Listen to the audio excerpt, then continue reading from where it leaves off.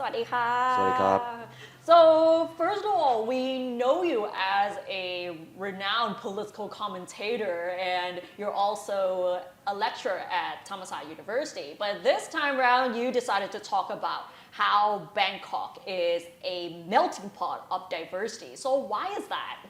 Well, first of all, thank you for calling me a renowned political commentator. I'm not sure if I'm renowned or not, but I'll take it. Now, as for talking about Bangkok as a melting pot, I think everything that is about a certain society, no matter which society, everything is an expression of culture, right? And Bangkok has a culture. And Bangkok's culture today is different from yesterday. And by yesterday, I don't actually mean literally yesterday. Yeah. I'm meaning 10 years ago, 20 years ago, 30 years ago. Now, Bangkok 30 years ago was one thing, and we knew what it was. Because I'm old enough to know what it was. Everybody looked the same, everybody dressed the same, every haircut is pretty much the same, especially for the guys. We have the same taste in music. Everything is pretty much the same. And when you look at expats in Bangkok, you can sort of think of what they look like and what their characters are like. Those were the perception of Bangkok 30, 40, 50 years ago. But Bangkok today is so different. It is truly a melting pot. It is truly a regional, if not a global city, because everywhere you go, and not just around the shopping area, but everywhere you go, people of all nationalities, of all races, of all genders are living here and working here. We have churches, we have mosques, we have synagogues, we have temples, we have everything in Bangkok. Bangkok is truly a melting pot of diversity, and for me, it's very interesting. And because the culture of Bangkok is such as this today, you see it also expressed in many channels, many platforms, whether in the media, whether in politics, and everything else. But when we say melting pot, do you think it's a good thing, or are there any other challenges? Well, whether or not it's a good thing depends on who you ask. Obviously, Bangkok and Thailand is just like any society in this world. There are always those who do not want to change. And there are always those who cannot wait for change to happen. And that is life. And I'm not saying that one side is right or one side is wrong. I'm just saying that this is simply the fact of being humans. Now, for me, I can't wait for change. So I'm on the side that say a melting pot is a wonderful thing. Because in a melting pot, we have more diverse ideas. We have more diverse perceptions. We have more diverse informations. And what do we do with these things? We exchange, we learn, and we can enrich ourselves from all this learning and exchanging. And when we talk about learning and exchanging, obviously the melting pot, there are bad things that come with the melting pot. It's not always delicious. But the important thing is take the bad things, learn from them. That's what learning is. You can't just learn from positive things. You have to also learn from negative things and learn how to turn everything into a pot that can be melted with all the ingredients together, that everything blend into a delicious flavor, so that when you taste it, instead of going bleh, you go, that is good. From your perspective, how accepting do you think Thai people are in terms of diversity? Again, depends on who you ask. There are Thai people who are not accepting of anything, and there are Thai people who are accepting of everything. Again, I'm not saying one is right or one is wrong. It's just a fact of being humans everywhere in the world. Now, as a Thai person who's accepting of things, I see that society as a whole is so much more accepting today than yesterday. We have to understand that Bangkok and Thailand over the past 20 years have changed quite a lot and very rapidly, so fast that a lot of people just can't take it. Yeah. A lot of people are scared by it. But why is it changing so fast? Well, one thing is technology. Like in my generation, I grew up watching 4 channels. Yeah. Right? Nowadays, you have an entire world in here. Your phone, your iPad, and Exactly. now streaming services as well. Exactly, and the people of the young generation, they grew up seeing the world. And when you have the knowledge of the world in front of you, you are so much more eager. You are so much more open, so much more accepting because you are used to seeing all of these things going on. So you are accepting of changes and you want more changes. And it's very natural. It's not just in Thailand, it's everywhere in the world. How can you not want these changes when you see people your age somewhere else in other countries enjoying these rights, enjoying these freedoms? And then you ask yourself, why can't I enjoy the same thing here in Bangkok, here in Thailand? And so you start calling for these changes. You start marching for these changes. You start tweeting for these changes. You start hashtagging for these changes. You start making TikTok video for these changes because you are of a generation that has the world in the palm of your hand. You just mentioned generation. Which generation do you identify yourself with? Generation X or Generation Y? Well, I am Generation X. Right. I am. So that's just a fact. But which generation do I identify myself with? I would say from since baby boomer to alpha Gen Z, I would like to be able and I try to identify with. Here is the reason why, right? If you get stuck on just one thing and one generation, then you are stuck.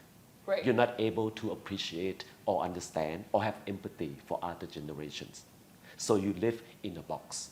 That is why there is a term called Galaland. Galala, that's very specific. It's very specific. Yeah. So I, as a human being, as a person, I refuse to live in a Galaland. And so I can identify with every generation because I have the empathy and the understanding and the willingness to learn the wants and needs, the fear and the desire of each generation from baby boomer to alpha. And I try my best to understand each generation. Recently, there have been debates about people of Generation Z, and people tend to make negative stereotypes. So, what is your perspective on this one? I think it's very normal. Old people looking down on young people. I'm Gen X. When I was young, my parents' generation does the same thing. Right? And the Gen Z right now, when they get old, they would look at the young people in their generation and look down on them too. Same thing. This is simply what is called being human. And everything is a cycle. When you are 10 years old, you're one thing. When you are 20, you're one thing. When you are 30, you're one thing. When you are 50, 60, you're something else. It's a circle of life, right? However, even though that has been the routine of humanity ever since the caveman, but in the modern age, in the modern day, again, we have technology, we have knowledge, we have information, which means that we can learn to be better. The older generation, I'm getting there. I may look young, but I'm getting there. The older generation can learn not to be so egotistic, not to be such a ผู้ใหญ่ that always have to teach เด็ก not to be such a ผู้ใหญ่ who always see people younger as children เด็ก because what does เด็ก means? What does being children means? It means you're irresponsible. It means you're not old enough to understand things. It means you don't have knowledge. And that's why the older generation look down upon the younger generation. But guess what? That might be true 100 years ago. But today, the younger generation know more than the older generation. They know more. There may be things that you know more, but there are things that they know more. And if we are going to progress together as a society, then the ผู้ใหญ่ and the ผู้น้อย should respect each other as equal. Respecting each other is really important whenever which era it is. But in Thai culture, we seem to segregate between the ผู้ใหญ่, whether it's the adults, the elderly, those influential figures, and stereotype the เด็ก as innocent, naive, or essentially inexperienced. So why do you think this attitude still persists in Thai culture? Power is irresistible. Power and authority, right? And authority. Hierarchy gives you power and authority. power over people who are under you, authority over people who are under you. So as long as we keep this hierarchy of the ผู้ใหญ่ and the ผู้น้อย the ผู้ใหญ่ has the power and it's delicious. It's enjoyable. It's like you have a big piece of cake. We'll take it all and just leave the crumbs for everybody else. That is why we have the hierarchy. And this has always been the way everywhere else in the world. But again, the world has changed. I am a middle-aged man. I have the values of both Thai culture and international culture. I believe in respecting your elders. You run into an elder, you why first. You're more polite, you're more humble because he or she is your elder. However, at the same time, I show you the respect because you are the elder, but at the same time, other than that culture, I am a human as you are. I have every right as you do. My opinions matter as your opinions matter. So if we in the Thai society can learn to differentiate, we can do the respect for the elders because we can appreciate our tradition. We should not forget our tradition, but at the same time, we can learn to look at and view each other and treat each other as simply human beings with equal rights. If we can match these two things, then we can progress together, the older generation and the younger generation. But considering that Thai society and many of the Asian societies often use traditional norms and the social hierarchies, so how do these things prevent certain groups of people from having a voice?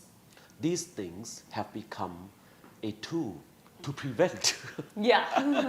They're a tool to prevent other people from having a voice. Again, it goes back to power and authority.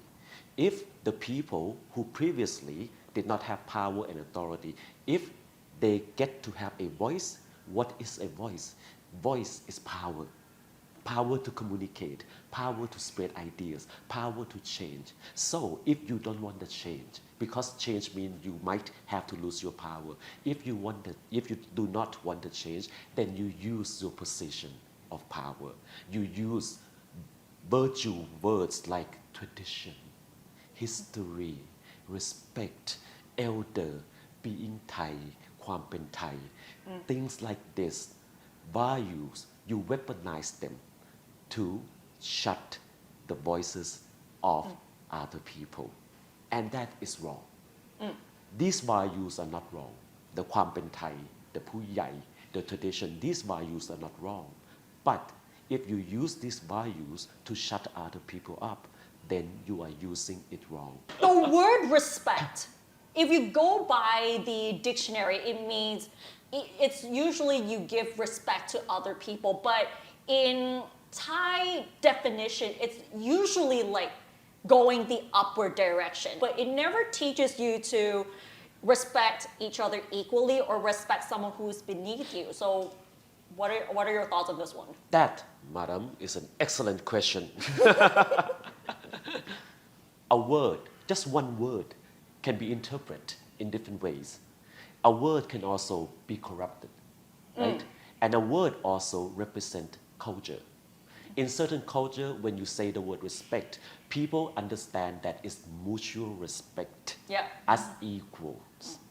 But in certain culture, when you use the word respect, it's not about mutual respect as equals. It's about the respect within the hierarchy.